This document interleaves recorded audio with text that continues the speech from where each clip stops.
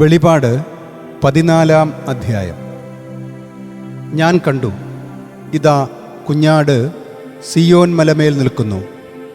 അവനോടുകൂടെ 144,000 പേരും. അവരുടെ നെറ്റിയിൽ അവൻ്റെ നാമവും അവൻ്റെ പിതാവിൻ്റെ നാമവും എഴുതപ്പെട്ടിരിക്കുന്നു. പെരുവെള്ളത്തിൻ്റെ ഇരമ്പൽ പോലെയും വലിയ ഇടിനാദം പോലെയും സ്വർഗത്തിൽ നിന്ന് ഒരു സ്വരം ഞാൻ കേട്ടു. ഞാൻ കേട്ട സ്വരം കിന്നരവാദ്യക്കാർ തങ്ങളുടെ കിന്നരങ്ങൾ മീട്ടുന്ന പോലെയായിരുന്നു. അവർ സിംഹാസനത്തിൻ്റെയും 4 ജീവികളുടെയും ശ്രേഷ്ഠന്മാരുടെയും മുമ്പാകെ ഒരു പുതിയ ഗാനം ആലപിക്കുന്നു. ഭൂമിയിൽ നിന്ന് വിലയ്ക്ക് വാങ്ങപ്പെട്ട 144,000 പേരൊഴികെ ആർക്കും ആ ഗാനം പഠിക്കാൻ കഴിഞ്ഞില്ല. അവർ സ്ത്രീകളോട് ചേർന്ന് മലിനരാകാത്തവരാണ്. അതെ, അവർ ബ്രഹ്മചാരികളാണ്. അവരാണ് കുഞ്ഞാടിനെ അത് പോകുന്നിടത്തെല്ലാം അനുഗമിക്കുന്നവർ. അവർ ദൈവത്തിനും കുഞ്ഞാടിനുമുള്ള ആദ്യഫലമായി മനുഷ്യരിൽ നിന്ന് വിലയ്ക്ക് വാങ്ങപ്പെട്ടവരാണ്. അവരുടെ വായിൽ വ്യാജം കാണപ്പെട്ടില്ല.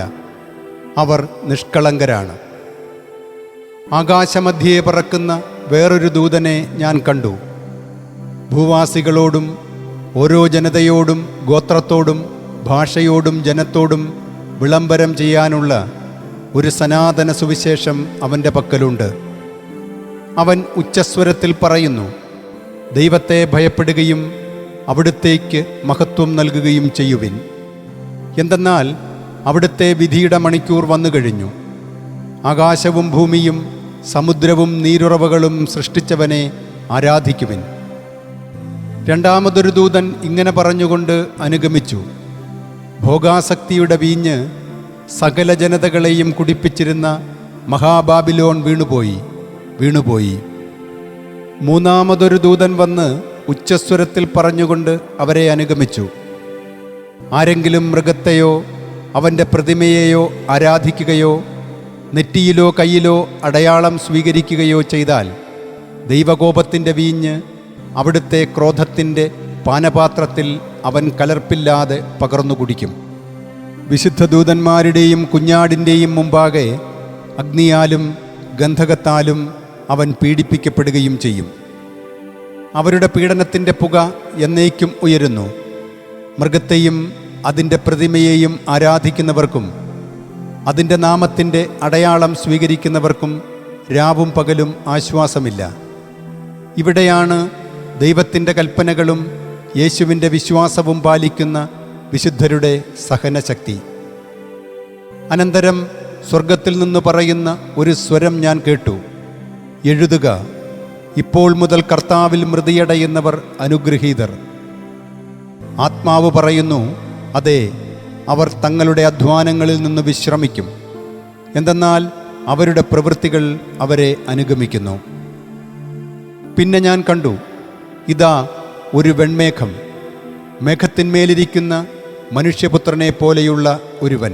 അവൻ്റെ ശിരസിൽ സ്വർണകിരീടവും കയ്യിൽ മൂർച്ചയുള്ള അരിവാളുമുണ്ട്.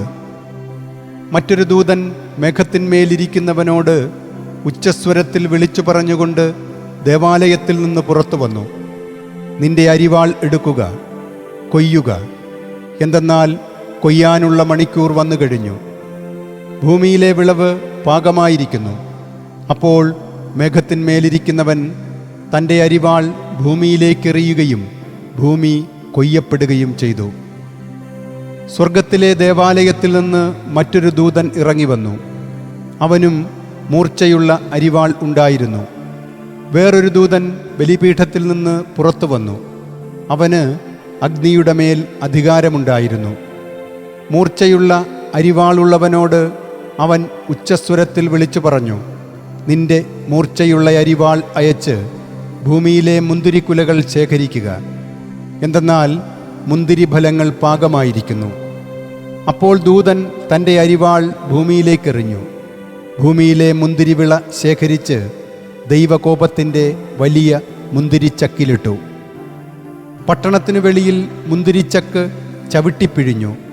ചക്കിൽ നിന്ന് കുതിരകളുടെ കടിഞ്ഞാൺ വരെ ഉയരത്തിൽ 1600 സ്താദിയോൺ നീളത്തിൽ രക്തപ്രവാഹമുണ്ടായി.